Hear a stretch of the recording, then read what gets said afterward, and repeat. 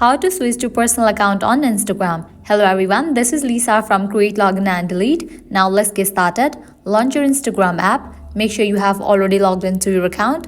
Now at the bottom you're gonna find different options. Tap on the profile picture given at the bottom right corner. With that you will land to your profile page.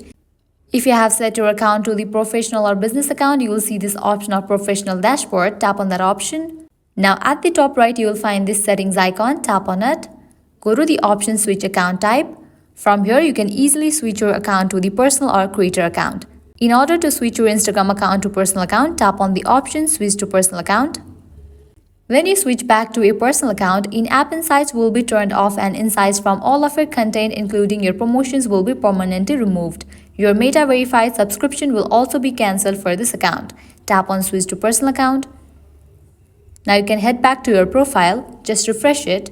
And with that, you have easily switched back to your personal account. So this is how you can easily switch to personal account on Instagram. At the end, if you guys find this video helpful, don't forget to like, share and subscribe. Thank you.